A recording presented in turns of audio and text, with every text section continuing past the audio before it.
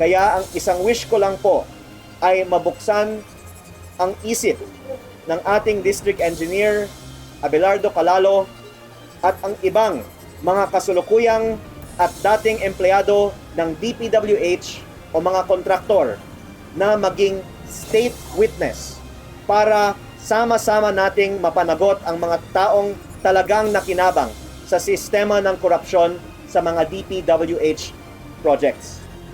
Tumestigo sa mga nangyayaring anomalya. Ito ang payo ni Batangas 1st District Representative Leandro Legarda Leviste sa District Engineer na nagtangka umanong manuhol sa kanya.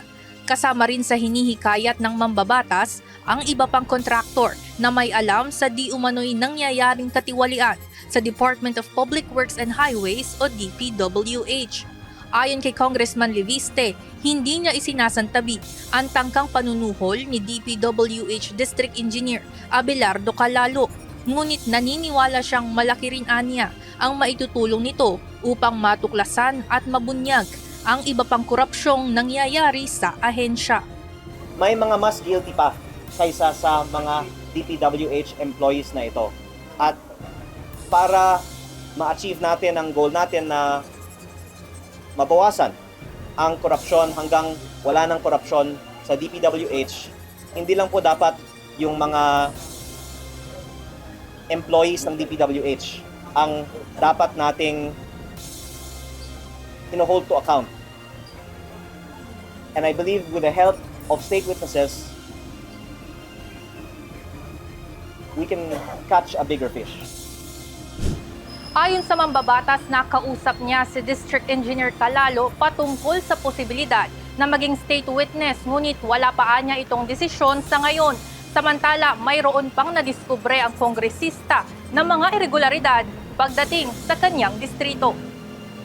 Kung hindi tungkol sa umaabot na mahigit 300 million pesos kada taon na SOP o Standard Operating Procedure o kickbacks mula sa mga proyekto ng DPWH na nakalaan umano para sa congressman ng unang distrito ng Batangas taon-taon.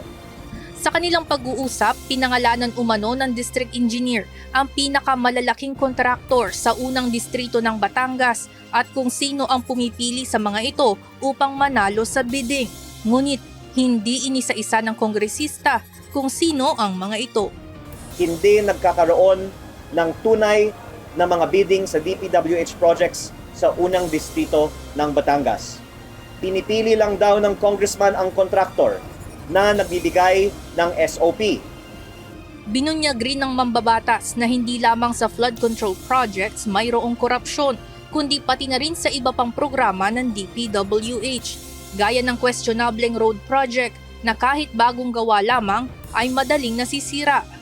There's a certain road project in the 1st District of Batangas that I was told was made possible through the funding of an influential person who is also the contractor of that road project, which has been questioned by the local government of a certain municipality because from the very design of the road, it is not fit for the flood-prone terrain of that area.